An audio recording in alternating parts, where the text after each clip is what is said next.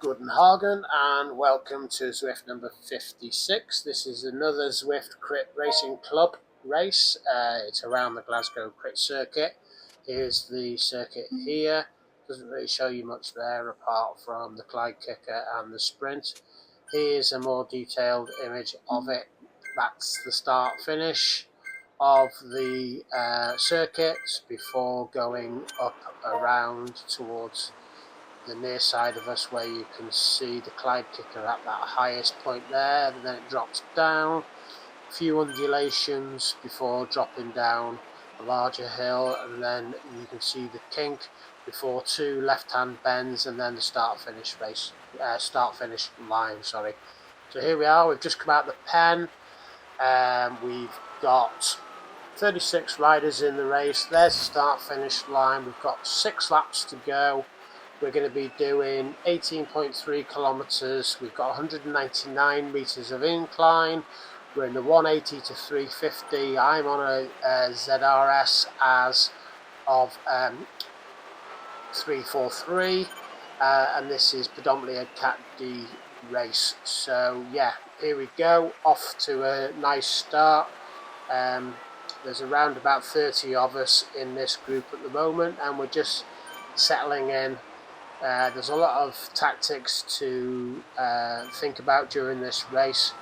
The Clyde Kicker, which is just about to appear for the first time, is just around a right-hand turn here, and it's probably the main place where people are thinking about making the breakaways. So I've felt quite strong recently. A couple of rides back, I got a first in one of the other crit racing courses.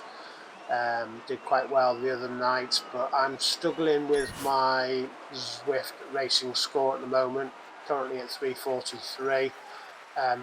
I avoided doing the Mercury May challenge this week again because of my racing score and my category going up as high as 390, so settled into doing this one, which allowed me to be allegedly one of the higher category riders in the group. If you've watched quite a few of these videos recently, you'll have heard my complaints about the ZRS and how, despite the fact that I'm top of a category, I can't compete with other riders. That said, I've just mentioned I'd got a win 2 races ago with a slightly different strategy, which I've talked about in that video in Zwift 54 in regards to being inspired by Ryan Condon, who talked about taking an early breakaway. Yeah, it's been going quite well recently. So you can see that it's saying I'm 19th position at the moment. There's a couple of other riders around us. There's a few off the fronts at the moment. And they are Peter Koldig Hansen, Steve Troutsky and Tanya. And they've opened up a bit of a gap in front of us, so we need to be aware of that. But the riders around us, that and the other 19 riders around us, they're just keeping an eye on it. I push forward. I'm always wanting to be in a good position at the start of the Clyde Kicker, because then you're far less likely to be distanced as you get to the top and over the top. I've got the drafting boost here, so I think I use that just as I get to the top of the Clyde Kicker before the next power up is issued through the banner. So plenty of power up over the top, into 4th position, a couple of riders around me, like I said, using the drafting boost there, and just easing off here. And just as we drop down this hill, again powering up just before the bottom of the hill, so my power can just take me up and over the top, and you can see that it actually comes into effect as I go through these undulations here as well. So that's what I find has been quite beneficial and useful. So just easing off again as we drop down this slope, and my weight comes into effect here, because I will normally just ease through to the front and lose the impact of any draft, but that's fine, that's okay. Again, up at the seat to put a bit of power in so that I can be in a good position coming back to the start finish. And we've got 4 laps to go. We've still got about 19-20 riders left, so feeling really good at the moment. Average watts 250. Heart rate monitor decided that the battery wouldn't work before the race, which meant that I wasn't able to record my details and my numbers onto Zwift Power, but never mind. I'll get some batteries before the next race and hopefully sort that out.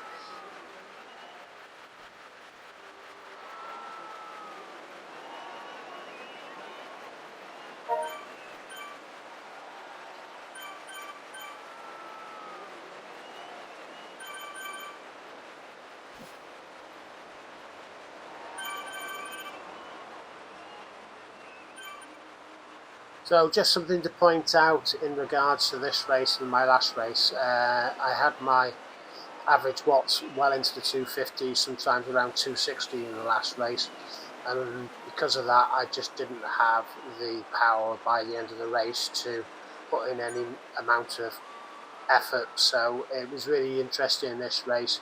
If you want to analyse my average watts, it stays quite close to 250 throughout the race.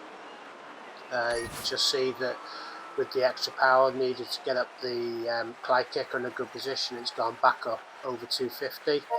It might well increase again over these next few undulations. As I said, look, they're 254. And then after this right hand corner, I ease off and you'll see my average watts drops back down again, probably into about the mid 240s before a repetition of all this and getting it back around the 250 mark as I go up over the inclines and, like I said, the Clyde kicker.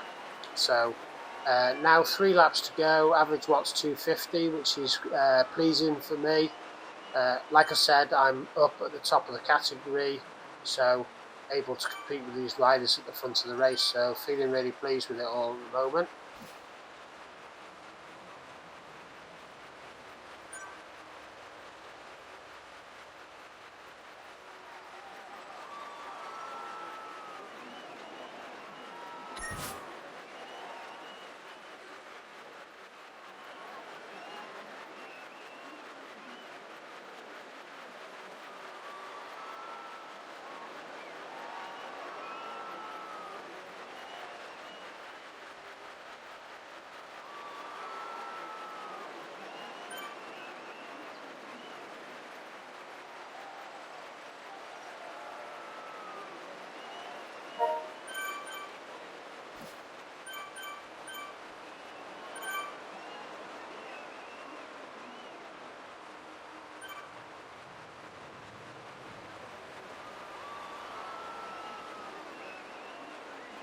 So here we go again, up the Clyde kicker, in a good position again as we start to head up the hill.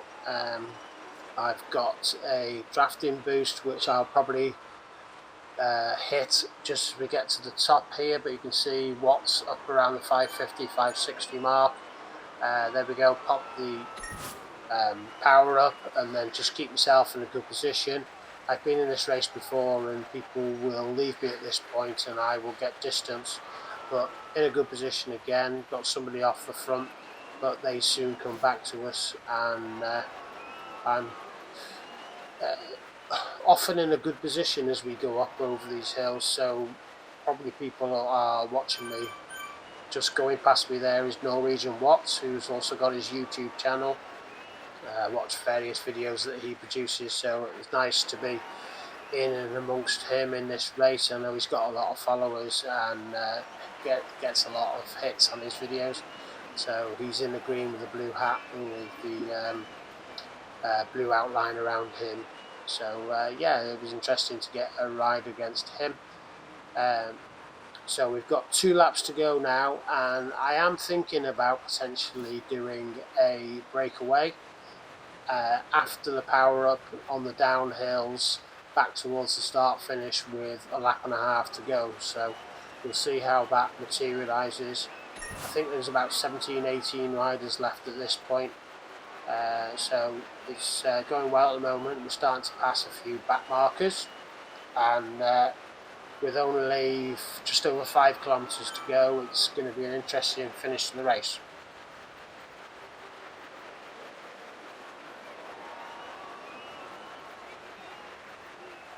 So, like I said, just over 5 kilometres to go. You can see that C. Oliver has pushed out in front. This might be an attempt to get to the finish line before anybody else and a breakaway. So I cover that and put a bit of power in. You see also in the red there, Tanya going past me. Jay Pembo on my shoulder. Pembo, I presume, is Pemberton. So up the Clyde Kicker, there's Norwegian Watts as well in the green again. Plenty of power as we go up here, but I'm just conscious that I don't want to expend too much energy. But just keep myself in a good position. I've used my aero boost there just before another power up here. Back in 8th position now, but in a really good position and feeling really, really good. See Oliver just by my side now. Another little boost of power takes me into the first couple of riders past G. Wallace and Zyla. So just really feeling good at the moment. Dropping down here now, we've got a few riders who catch back onto us. Still in a big group of around about 19 riders. That's as we watch the Northern Lights go past in the distance. So just through this little kink, just over 1 kilometre to go. 3 kilometres to go, just over 1 lap to go. Tanya's back out in front there. She is in the red. Often seen out in the front in the race. I'm thinking that she's one of the people to keep an eye on in the race. But numerous other riders go past us at this point, as they are conscious that anybody trying to make a break for the finish line needs to be kept a very, very close eye on. So I think it's Peter Golding Hansen who's pushed out in front. There's various back markers as well around us. So there he is in the red that I just go past on my right. He's on my left-hand side. I put some power down now, up over 300 watts. Still averaging over 250, which is really pleasing. And I want to see who can stay with me at this point, whether I can break the group and whether I can try and make that attempt to get to the finish line first. We've only got 2.2 kilometres to go. I ease off a little bit here because I can see that riders such as Tanya, who I've mentioned a few times, goes past me. KJ's also there.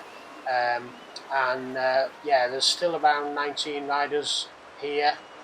I am able to put in plenty of power going up the Clyde Kicker again. But this is where it's going to get a bit tasty here, with some people potentially making a push for it. I think it might be Tanya again who's out in front. This is the part where I sometimes get dropped, so I'm very conscious of that. There's a big group of riders in front of me, so just making sure I keep hold of them. Powering up early again over that slight incline and find myself out in front again. So what do? I try and make a burst for it up around 300 watts. I'm thinking, can I get to the finish line before anybody else? The gap behind to some of the riders behind me is about 2 seconds, but you can see it is stretched out. I'm pushing hard now, and I'm thinking, can I hold out to the end? I'm round the kink. I'm less than 1 kilometre to go, but some of the riders, including Norwegian Watts, have gone past. Also, Make Van Rij has gone past, as well as C. Robinson. So I'm finding myself back in 13th position now in the home straight. I'm not able to really put in any effort in. I'm thinking I've just squeezed past somebody else, but it's actually a back marker who we've lapped. And there's the final results, which we'll go into more detail now. So first over the line, we've got John Pembo, 28 minutes and 14 seconds. Then we've got G. Wallace in second place, followed by Jim Cousin in third. Just under 2 seconds ahead. Behind. Then see Oliver in 4th. Norwegian Watts on YouTube. I'll be watching his video after. He came in 5th, followed by Peter Koldig Hansen in 6th. Then P. Holmbaum, Klaus J. Then C. Robinson in 9th position. Make Van Rage is there in 10th position, and I'm in 13th position. But what I was really pleased about is an FTP increase from 252 to 253. Not a massive increase, but that just showed the amount of effort I put in. Average 2.3 watts in the race, so really pleased with that, despite the fact that I finished in the position I finished. So yeah, a good ride, plenty of power from myself, and I hope you enjoyed watching it, and stay in touch. Make sure you subscribe and like, and please follow the videos. Thanks very much. Bye bye.